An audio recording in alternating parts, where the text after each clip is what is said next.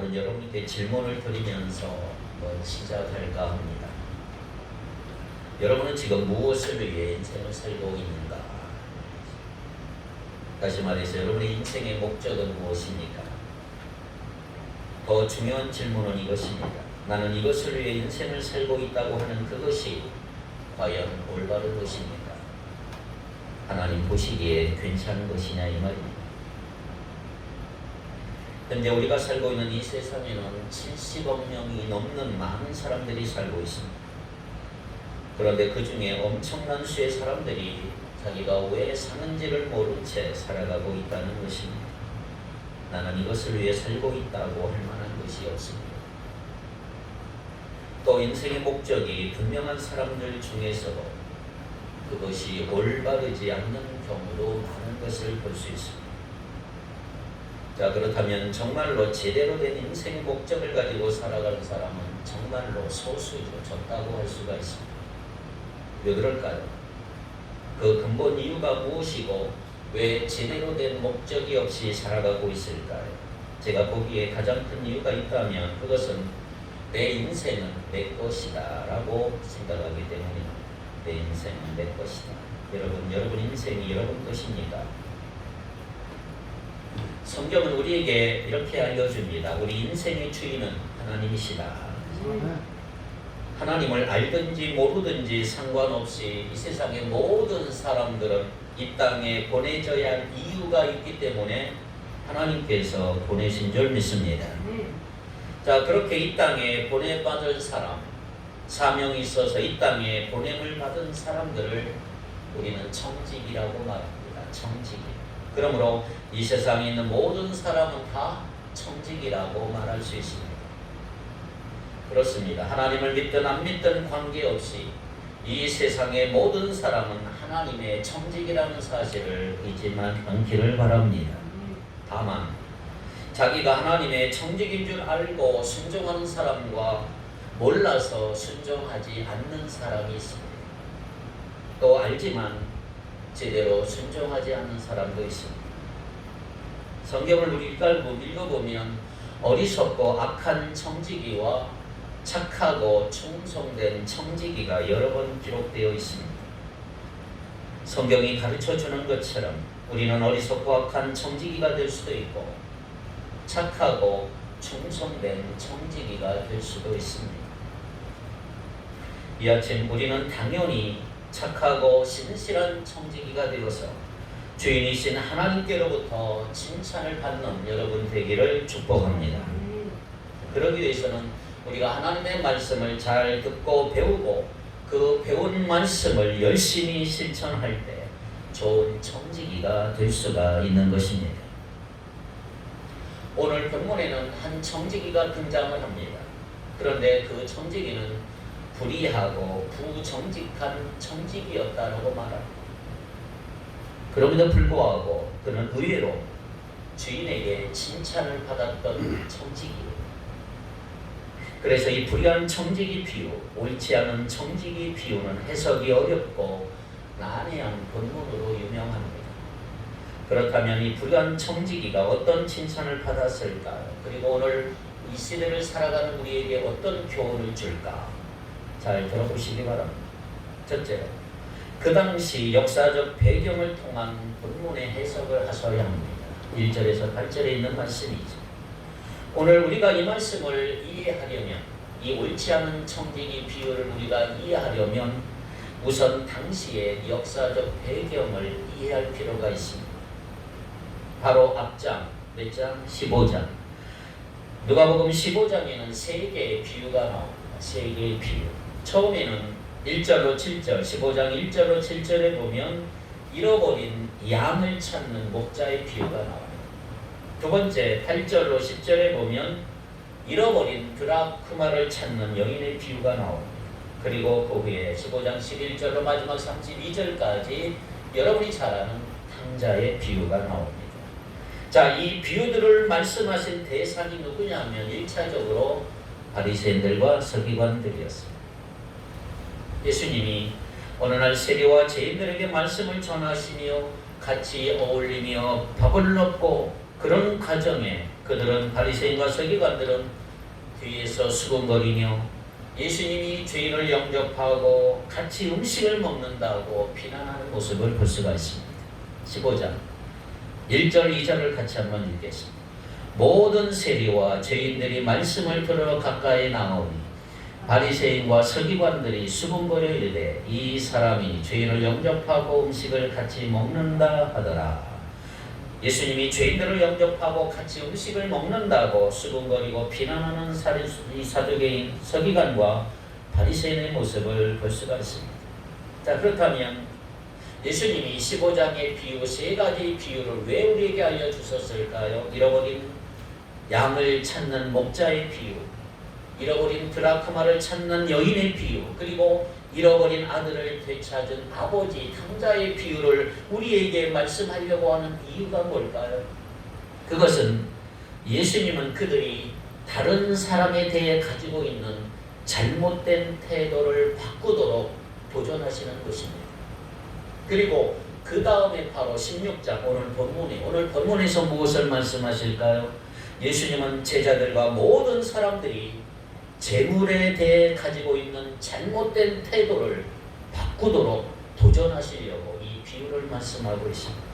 그리고 첫 번째가 불의한 청지기 비유, 옳지 않은 청지기 비유라고 할 수가 있습니다.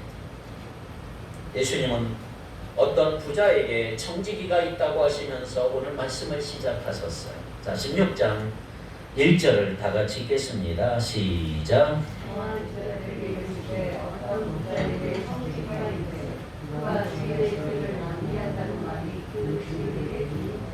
죄인에게 들렸다. 자, 어떤 부자, 당시 갈릴리 지방에 흔히 있던 큰 땅을 소유한 지주를 말하고 있죠.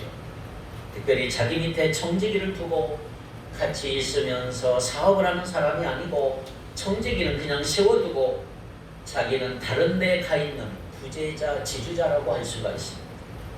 그러면 청지기가 자기 재산을 낭비한다는 말이 들렸기 때문에, 주인에게 들렸기 때문에 같이 있지는 않습니다. 멀리 떠난 사람이죠. 당시 청지기는 주인의 소유에 대해서 정권을 위임받아서 그것을 관리하는 사람이에요. 그러한 청지기가 자신의 소유를 허비한다는 말을 주인은 어떻게 대처합니까? 2절입니다. 주인이 그를 불러 이르되 내가 내게 대하여 들은 이 말이 어찌 됨이냐? 내가 보던 일을 생하라. 청지기 직무를 계속하지 못하리라 하니, 주인은 소문이 진짜인지 확인한 다음에 갑작스런 해고 명령과 함께 너 청지기의 후임이 계속 맡아 일할 수 있도록 좀 생활하달라고 결산서를 제출하라고 명령하는 모습을 볼 수가 있습니다. 생각해 보세요. 해고와 결산 명령을 받은 이 청지기는 그 당시 격언처럼 사용되는 독백을 홀로 이렇게 하고 있습니다. 3절에 청지기가 속으로 이르되 주인이 내 직분을 빼앗았으니 내가 무엇을 할까? 땅을 파자니 힘이 없고 빌어먹자니 부끄럽구나. 그렇습니다. 오늘도 우리의 삶 속에 어려움이 오고 힘이 들 때, 직장을 찾고 그럴 때, 고통스러운 일이 올 때 이런 마음이 들 때가 있지 않습니까? 땅을 파자니 힘이 없고 빌어먹자니 부끄럽다. 이런 마음이 우리에게 올 수가 있어요. 그처럼 자신의 신세를 한탄하던 청지기는 어느 날 갑자기 좋은 생각이 하나 떠오르기 시작했어요. 아직 자기가 해고를 당하기 이전에 결산을 해야 하기 때문에 해고 당한 후에 자기 자신의 미래를 위한 조치를 취하는 모습입니다. 4절부터 7절입니다. 한번 다 같이 읽겠습니다. 시작. 내가 할 일을 알았도다. 이렇게 하면 직분을 빼앗긴 후에 사람들이 나를 자기 집으로 영접하리라 하고 주인에게 빚진 자를 일일이 불러다가 먼저 온 자에게 이르되 네가 내 주인에게 얼마나 빚졌느냐?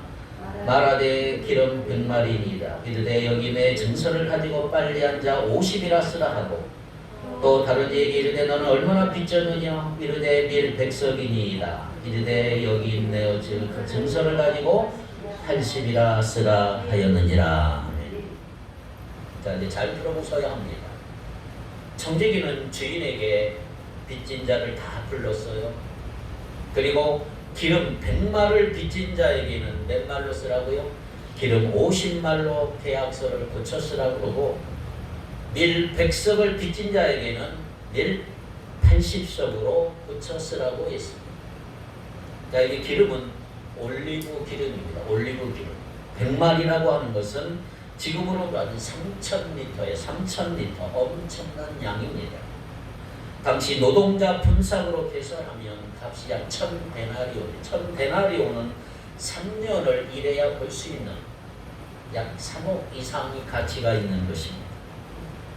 두 번째, 밀 100석은 더 많습니다. 35,000리터 정도.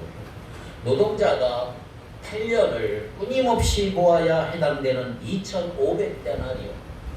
우리말로 약 10억 정도 될 것입니다. 그러니까 그 당시 기름 100말과 밀 100석은 엄청난 빚이라고 할 수가 있습니다.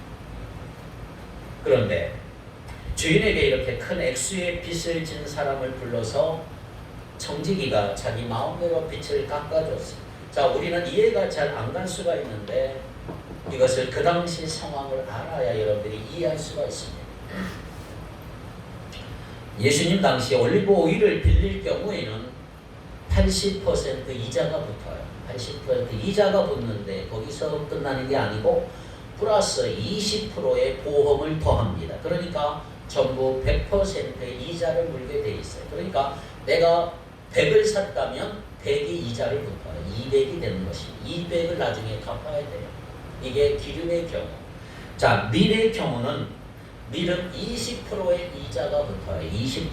가격 변동에 의해서 5%의 보험을 더해서 전부 다 몇 프로에? 25%의 이자를 물게 돼 있어요. 그런데 중요한 것은 이스라엘 율법을 보면 같은 형제들, 같은 동포에게는 이자를 받지 못하도록 아예 율법이 금지해버렸어요. 신명기 23장 19절 시작. 내가 형제에게 구워주거든 이자를 받지 말라. 곧 돈의 이자, 식물의 이자, 이자를 낼 만한 모든 것의 이자를 받지 말 것이라. 예. 이자를 받지 말라는 거. 자기 동족, 자기 가족, 자기 친척 모두 다 이자를 받지 말라. 또 고리대금은 도둑질이라고 하는 율법의 규정 때문에 당시 부자들은 청지기에게 정권을 다 위임하고 나중에 고리대금으로 문제가 생기면 자기가 아니라 청지기가 책임을 지고 재판을 받도록 했습니다. 그래서 청지기를 대신 세워놓는 경우죠. 옛날이나 지금이나 똑같아. 일종의 바지사장 개념입니다. 바지사장. 대리인을 허수아비 사장으로 세워놓고 실질적으로 자기가 뒤에서 다 조종하다가 이것이 문제가 생기면 대리인이 책임을 지는 경우. 성경은 그런 것을 악하다 그랬습니다. 악하다, 나쁜 짓인 것입니다. 자, 어쨌든 고대 이스라엘 사회에서는 그러한 상황 가운데 청지기들도 그럼 자기들도 보호를 해야 되잖아요. 보호할 만한 대처액을 마련해야 하게 되었고 그러한 행동을 바리새인들과 서기관들은 암암리에 묵인해 줬습니다. 그래, 니도 마음대로 해라. 성경을 보면 바리새인들과 서기관들이 아까도 그랬죠. 예수님께 와서 따지는 거예요. 따지는 경우 철저히 율법을 지키는 것처럼 말하지 않습니까? 왜 안식일을 안 지키냐고 따져. 그들은 정의를 외치며 율법을 어긴다고 남들은 막 정죄하지만 사실상 뒤로는 청지기들에게는 뇌물을 받으며 잘못을 묵인해 주고 있었던 것입니다. 이건 옛날이나 지금이나 어쩌면 그렇게 똑같은 것인지 모르겠어요. 자, 당시 청지기들이 자기들도 살아야 되니까 자기들의 보호하기 위하여 주로 쓰는 방법이 바로 이것입니다. 자, 빚진 자들과 계약서를 작성합니다. 처음부터 이자를 포함시켜서 계약서를 쓰는 거예요.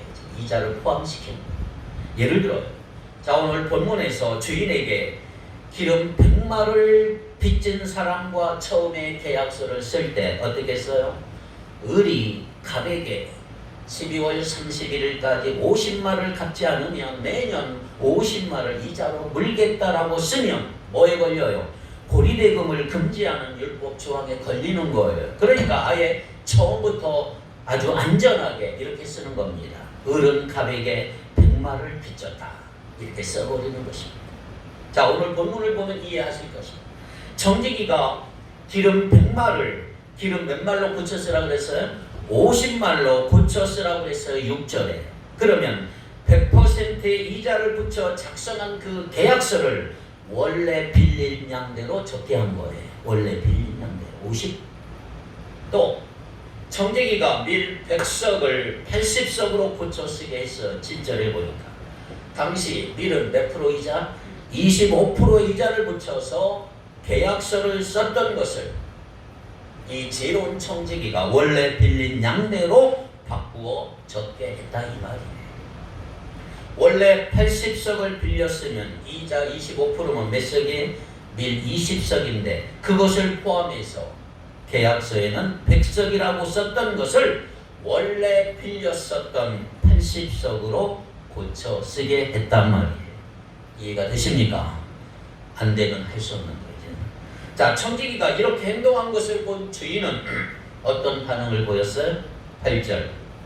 주인이 이 옳지 않은 청지기가 이를 지혜 있게 하였으므로 칭찬하였으니 이 세대의 아들들이 자기 시대에 있어서는 빛의 아들들보다 더 지혜로움이니라. 주인은 이 불의한 청지기가 슬기롭게 대처했다고 하면서 청지기를 칭찬을 했어요. 자, 여기서 8절에 옳지 않은 청지기라. 옛날엔 불의한 청지기 그랬는데 옳지 않은 청지기. 그가 이렇게 행한 것까지 포함해서 모든 행위가 불의하다는 말이 아니고 주인의 소유를 허비하던 것 같이 이전의 행위가 옳지 않다는 거죠. 자, 그런데 이 옳지 않은 이 청지기에 대한 주인의 마지막 평가가 뭐지요? 지혜롭다. 지혜롭다는 거예요. 무슨 뜻이죠? 청지기의 지혜는 그가 해고당하기 직전에 마지막 결정적인 마지막 순간을 잘 살려서 자신의 미래를 위해서 결단을 내렸다는 데 있는 거예요. 그가 최후의 순간에 단호한 결단을 내린 것이 그의 지혜라고 할 수가 있습니다. 세 가지 지혜로운 결단을 내렸죠. 먼저는 뭐지요? 그 당시 고리대금 금지법에 비춰볼 때 평소에는 그 법에 걸릴 만한 일을 교묘하게 해왔지만 마지막 순간에 어떻게 했어요? 정직한 행동을 함으로 법을 지킨 거예요. 두 번째는 주인과의 관계에 있어. 그는 주인 모르게 했지만 주인이 고리대금 금지법에 걸리지 않도록 장부를 깨끗이 정리해서 결산서를 넘겨줌으로 주인을 종교적이고 준법 정신이 투철한 시민으로 만들어준 것입니다. 세 번째, 빚진 자들과의 관계에 있어서 청지기는 빚진 자들의 엄청난 부담을 덜어주고 그가 해고된 뒤에 그들의 환대를 받을 수 있게 되었던 것입니다. 그런 의미에서 옳지 않은 청지기는 무엇이다? 지혜롭다. 이렇게 주님이 말씀하신 것입니다. 두 번째, 불의의 제물로 친구를 사귀라는 것입니다. 9절입니다. 자, 8절에 이 세대의 아들들이 자기 시대에 있어서는 빛의 아들보다 더 지혜롭다. 이렇게 예수님 말씀하셨어요. 자, 이 세대 아들들은 누굽니까? 하나님을 믿지 않는 사람들을 가리킵니다. 빛의 아들들은 누구예요? 믿는 사람들을 가리킵니다. 그러니까 믿지 않는 자들이 이 세상에서는 자신들의 장래를 보장받기 위해서는 믿는 자들보다 더 슬기롭게 행동한다. 지금도 믿지 않는 자들이 얼마나 지혜로운지 몰라요. 믿는 자들은 돈의 관계를 잘 몰라요. 믿지 않는 자들은 참 돈을 잘 모릅니다. 자, 그런 다음에 예수님은 좀 이상한 말씀을 하나 하셨어요. 9절. 자, 다 같이 읽어봅니다. 시작.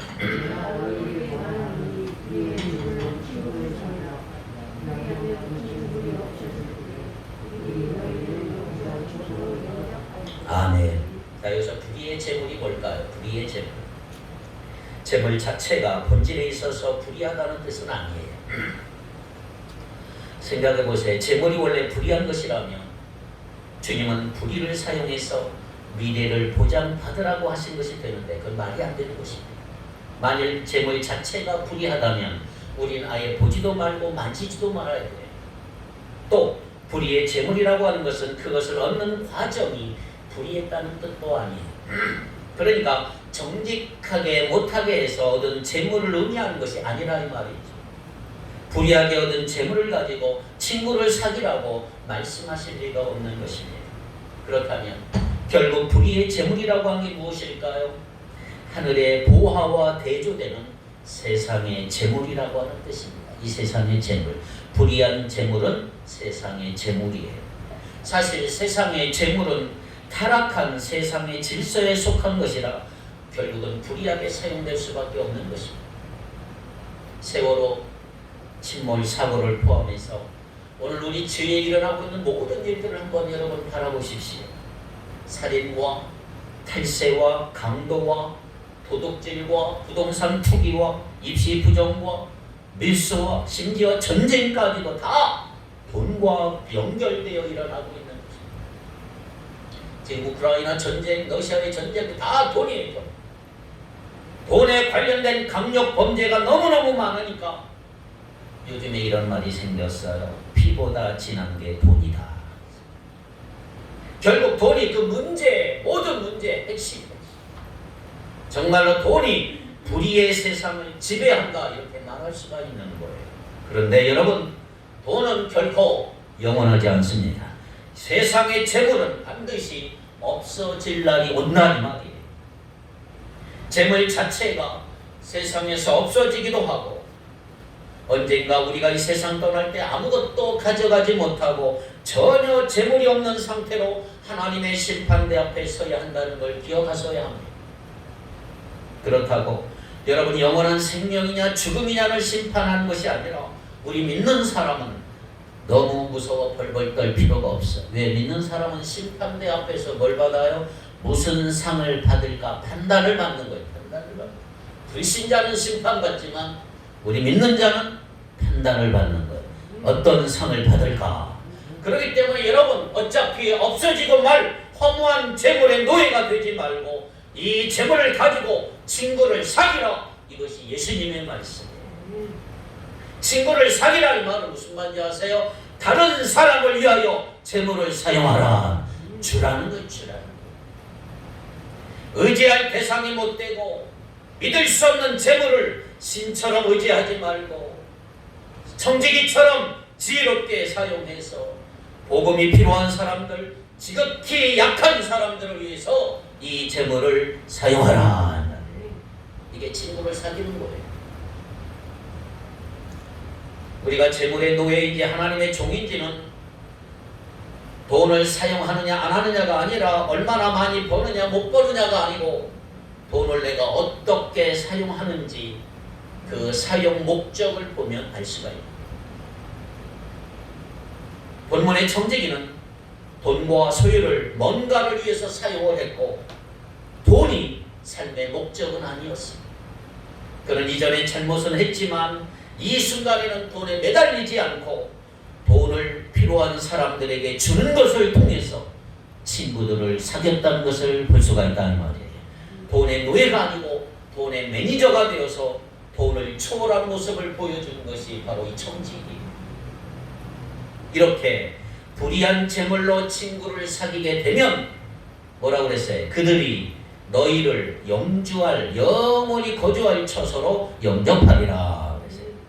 그들이 누굴까요? 그들 누가복음 6장이나 12장에 보면 천사를 가리킨다고 할 수도 있고 구제를 받은 자들을 될 수가 있지만 여기 문맥상 도움을 받은 자들, 세상의 물질 불의한 재물로 도움을 받은 자들이 영원한 처소에 하나님 앞에서 증언해 준다는 것이 가장 타당한 정설이라고 할 수가 있습니다. 그렇습니다. 인간의 가장 참된 부요함은 그가 얼마나 많이 가지고 있느냐에 있는 게 아니에요. 그가 얼마나 많이 주었느냐에 있는 거예요. 결론은 즉 이것입니다.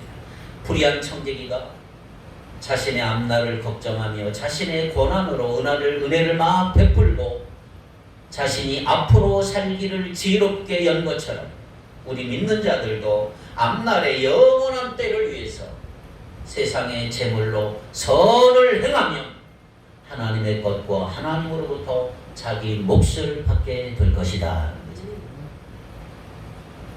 열왕기상 17장에 보면 엘리야가 나와요. 하나님께서 엘리야를 사렙다, 즉 사르밧 과부로 보냈어요. 과부가 사는 곳이요. 이스라엘 땅도 아니고 두로와 시돈 지역 이방 땅으로 보내버렸어. 하나님께서 엘리야를 이왕이면 부자에게 보내셔서 잘 먹고 잘 쉬게 하면 얼마나 좋겠습니까? 그런데 하나님은 엘리야를 과부에게 보냈어요. 그것도 아주 가난한 과부, 먹을 것이 하나도 없는 과부, 곧 죽을 상황의 과부에게 보냈어요. 이제 딱 한 끼 먹을 것이 남았어요. 그런데 하나님은 엘리야에게 그것을 달라고 해서 먹도록 하지 않습니까? 엘리야가 그 여인에게 먹을 것 좀 달라고 하니까 과부가 뭐라고 그랬어요? 열왕기상 17장 12절 시작.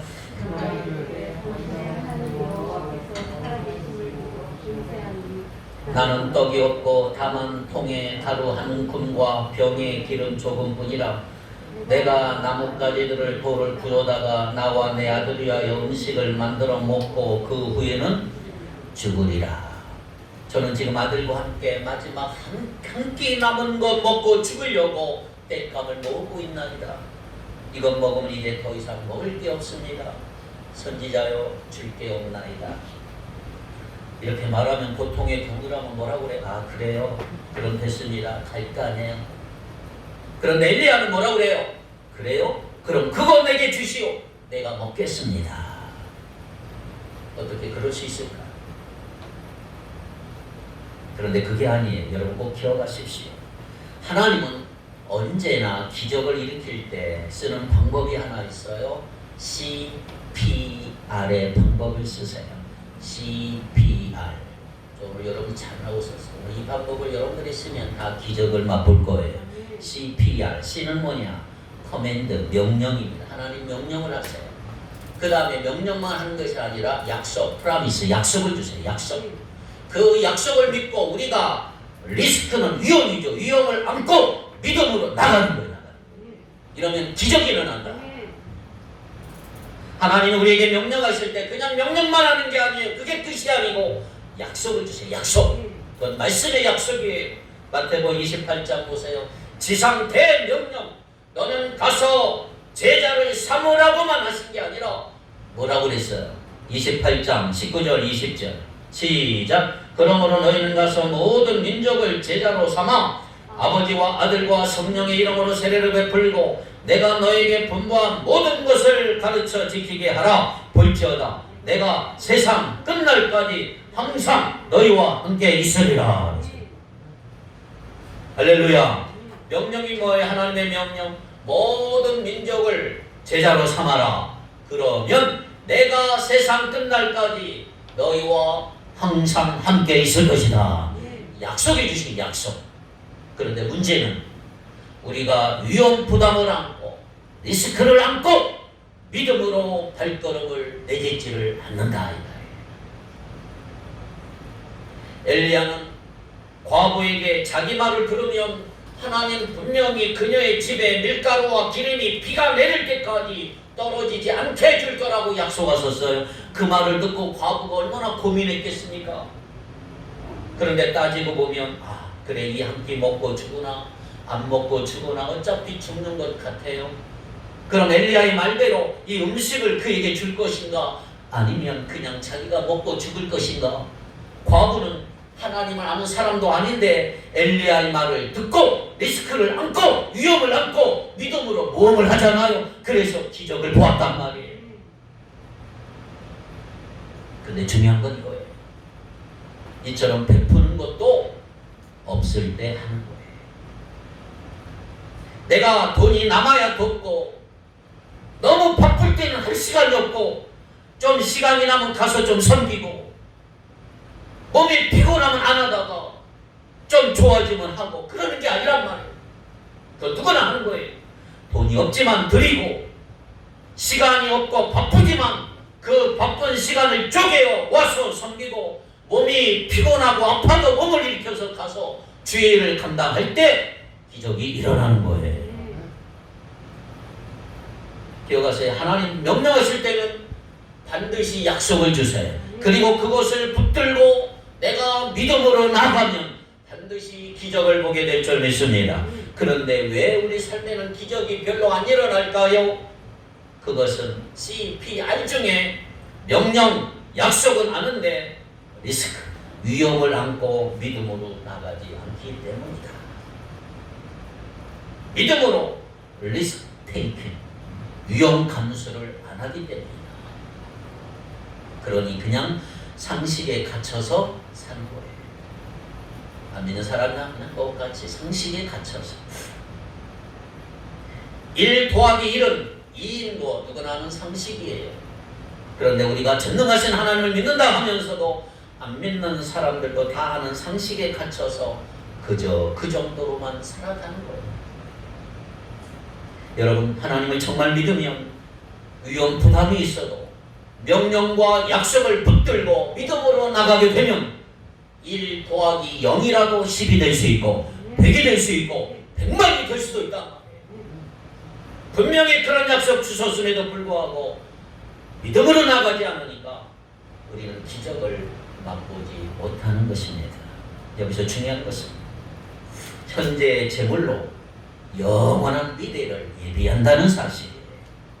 현재의 재물. 이것은 믿음이 없어도 착한 행위를 하면 구원받는다라는 말하는 것이 아니에요. 정말 여러분이 하나님의 자녀라면, 여러분이 정말 주님의 제자라면 그 제자됨의 표시가 뭐냐? 자기가 가진 재물로 가난하고 궁핍한 사람들을 도와야 된다, 선한 일을 해야 한다라고 말하고 있는 것입니다. 예수님은 헌신하지 않는 자들에게 가서 돈을 써서 구원을 사야 한다고 말씀하시는 게 아니에요. 이미 주님을 따르는 자들에게 이 세상의 재물의 면에 있어서도 회개에 합당한 열매를 맺어야 한다는 것입니다. 세 번째, 지극히 작은 것에 충성하라. 10절로 12절에 있는 말씀. 자, 예수님은 영원한 미래를 대비하는 방법으로 세상 재물을 바르게 사용할 것을 말씀하시고 한 걸음 더 나아가 지극히 작은 것에 충성하라 내용을 전개하고 있는 것입니다. 10절로 12절을 다같이 한번 같이 읽겠습니다. 시작. 지극히 작은 것에 충성된 자는 큰 것에도 충성되고 지극히 작은 것에 불의한 자는 큰 것에도 불의하니라. 너희가 만일 불의한 재물에도 충성하지 아니하면 누가 참된 것으로 너희에게 맡기겠느냐. 너희가 만일 남의 것에 충성하지 아니하면 누가 너희의 것을 너희에게 주겠느냐. 아멘. 10절 지극히 작은 것과 큰 것. 11절 불의의 재물과 참된 것. 12절에 남의 것과 너희의 것이 서로 대조되고 있습니다. 그러니까 오늘 본문의 흐름은 현재 재물 사용과 영원한 세상의 보화를 연결시키는 그런 방향으로 흘러가고 있습니다. 자, 비슷한 내용이 마태복음 6장 19절로 24절에 너희를 위하여 보물을 땅에 쌓아두지 말라. 시작. 거기는 종과 동록이 해하며 도둑이 구멍을 뚫고 도둑질하느니라. 오직 너희를 위하여 보물을 하늘에 쌓아두라. 거기는 좀이나 동록이 해하지 못하며 도둑이 구멍을 뚫지도 못하고 도둑질도 못하느니라. 내 보물 있는 그곳에는 내 마음도 있느니라. 너는 몸에 등불이니 그러므로 내 눈이 성하면 온 몸이 밝을 것이며 눈이 나쁘면 온 몸이 어두울 것이니 그러므로 내게 있는 빛이 어두우면 그 어둠이 얼마나 더하겠느냐. 한 사람이 두 주인을 섬기지 못할 것이니 혹 이를 미워하고 저를 사랑하거나 혹 이를 중히 여기고 저를 경히 여김이라. 너희가 하나님과 재물을 겸하여 섬기지 못하느니라. 보물은 땅에 쌓아두면 안 되고 하늘에 쌓아두어야 한다, 이렇죠. 자, 이렇게 볼 때 이 세상의 재물은 불의하지만 하늘의 보화는 참된 것입니다. 이 세상의 재물은 지극히 작은 것이지만 하늘에서 우리가 받을 보화는 지극히 큰 거야. 그리고 이 세상의 재물은 하나님으로부터 받아서 관리하는 남의 것이고 하늘의 보화는 하나님께서 우리에게 주셔서 우리가 누릴 우리의 것이다. 그렇습니다. 오늘 우리는 복음을 전할 책임을 맡은 정직이기도 하지만 물질과 재능과 시간과 주어진 모든 것에 정직이라고 할 수가 있단 말이에요. 예수님 특별히 오늘 본문에서 청지기 개념을 물질 문제와 연관시켜 지적을 하신 거죠. 청지기라는 말 자체가 이미 남의 것을 맡았다고 의미하지만 남의 것이라는 말은 직설적으로 우리의 재물이 우리의 것이 아니라는 말이에요. 오늘 우리가 이 세상에서 소유하고 있는 것은 다 남의 것이에요. 즉 하나님의 거예요. 하나님의 거. 그걸 가지고 우리는 가난하고 소외된 자를 돕고 주신 시간과 여러분의 재능과 하나님이 원하신 대로 그것을 잘 사용하며 충성할 때 하늘에 상급이 있다. 세상의 재물을 세상의 재물로 선을 행하라. 이런 축복이 여러분에게 있기를 바랍니다. 네 번째, 마지막으로 만몬을 버리고 오직 하나님만 섬기라. 14절. 자, 예수님은 미래를 위한 재물의 사용의 지혜를 말씀하신 다음에 마지막으로 만몬과 하나님 중 양자택일 할 것을 말씀하시며 비유의 결론을 지으셨습니다. 13절을 다 같이 읽겠습니다. 13절 시작. 집 하인이 두 주인을 섬길 수 없나니 혹 이를 미워하고 저를 사랑하거나 혹 이를 중히 여기고 저를 경히 여김이니라. 너희는 하나님과 재물을 겸하여 섬길 수 없느니라. 아멘. 자, 여러분 묻습니다. 여러분 하나님과 재물을 같이 섬길 수 있을까요? 난 아르바이트 2방, 3방 뛰는데 그러면 두 주인을 섬기는 게 아닙니까? 이런 사람이 있어요. 고대 사회에서는 일단 누구의 종이 된다고 하는 것은 전폭적으로 그에게만 충성한다는 것을 의미합니다. 한 종이 두 주인을 섬기는 것은 불가능한 것입니다. 100% 자기 주인만 섬겨야지 두 주인을 놓고 6대 4, 60대 40으로 섬기는 것은 결코 있을 수가 없다는 거죠. 우리가 만몬과 하나님을 겸하여 섬기려고 한다면 하나님께 전폭적인 충성을 드리지 못할 것은 분명한 사실이에요. 전폭적인 충성은 하나님께만 드려야 하는 거예요. 그런 의미에서 예수님은 만몬에게 노예가 되지 말도록 경고하고 있는 거예요. 너희는 하나님과 재물을 겸하여 섬길 수 없다. 오로지 하나님만 섬겨라 이 말이죠. 우리가 이 세상에서 무슨 일을 하든지 그 일을 하는 과정에서 우리는 하나님을 100% 섬겨야 한단 말이에요. 우리의 삶의 한순간 한순간, 우리의 능력의 하나하나, 우리의 정성 한 올 한 올을 다 우리의 주인이신 하나님께 속해야 할 줄로 믿습니다. 그러므로 하나님을 섬기는 것은 파트타임은 당연히 아니에요. 하프타임도 아니고 사실 요즘 노동 개념의 풀타임도 아니에요. 우리가 하나님을 섬기는 건 뭐예요? 올 더 타임이에요. 올 더 타임. 항상 언제나 내내 할렐루야. 하나님을 이렇게 섬겨야 돼요. 항상 언제나 섬겨.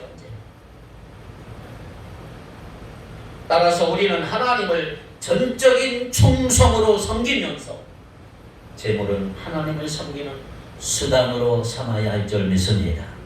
거꾸로 하는 사람 많아요. 재물을 전폭적으로 섬기면서 하나님을 만몬 섬기는 일의 수단으로 사용해서는 안 된다.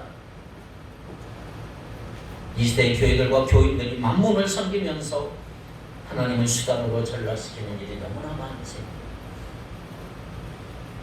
독일의 나치 정권 아래 순교한 디트리 본헤퍼 목사님이 쓴 책이 있어요. 이 목사님은 불과 39살에 나치 히틀러에 의해서 순교 총살을 당했는데 39살 나이에 대단한 책들을 많이 썼어요.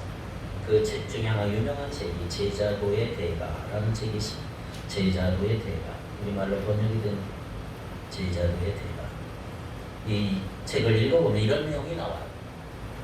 그리스도의 제자가 재물을 영원한 소유물로 쌓는다면 그는 그 선물만 아니라 자기 자신까지도 망치고 만다. 왜냐하면 그는 자신의 마음을 자신이 축적한 재물에 두고 그것을 자신과 하나님 사이를 가리는 장벽으로 만들기 때문이다. 우리의 보물이 있는 곳, 바로 거기에 우리의 신뢰, 우리의 안전, 우리의 위로와 우리의 하나님이 있다. 재물을 쌓아두는 것은 우상숭배다. 그렇습니다. 하나님을 중히 여기고 재물을 경히 여긴다면 재물을 하나님께서 기뻐하시는 방향으로 사용하게 될 줄 믿습니다. 세상의 재물을 선하게 사용될 수 있다 이 말이에요. 자, 오늘 본문에 나온 대로 하나님께서 기뻐하시는 방향은 뭐냐? 세상의 재물로 가난한 자들을 돕는 거예요. 나중에 19장, 누가복음 19장에 보면 삭개오를 볼 수가 있어요. 삭개오. 그는 세리장이었습니다. 그 당시 부정부패한 방법으로 수없이 많은 재물을 얻었어요. 그런데 그가 예수님을 만난 이후로 배상을 해요. 가난한 자들에게 희생적으로 나누어 주겠다고 그래요. 소유의 절반을 가난한 자들에게 주겠다고 그러고 빼앗은 것은 내 갑절이나 갚겠다고 고백을 했어요. 여러분, 그러한 것이 바로 제자도의 모델이 될 수가 있는 거예요. 나에게 그런 삶이 없다면 일단 여러분들 정직하게 하나님을 가볍게 여기고 만물을 중하게 여긴 자기 자신을 인정하고 회개하셔야 된단 말이에요. 그동안 만물에게 주었던 전폭적인 충성을 이제는 하나님께 돌릴 수 있기를 축복합니다. 끝으로 이 말을 여러분들이 좀 기억했으면 좋겠어요. 모든 사람은 복을 가지고 있다. 어리석은 사람들은 복을 낭비한다. 현실적인 사람들은 복을 세어본다. 착한 사람들은 복을 나눈다. 그렇습니다. 오늘 이 시간 우리 자신을 한번 점검해 보기를 원해요. 이 세상 재물을 혼자 차지하여 낭비하고 있는 것은 아닌지, 또는 하나님이 주신 복을 세어보면서 즐거워하고만 있지는 않은지, 아니면 하나님이 주신 재물과 시간과 재능과 모든 것을 가지고 남들과 나누며 친구들을 사귀고 있는지, 그런 성도들이 되기를 축복합니다. 기도합시다.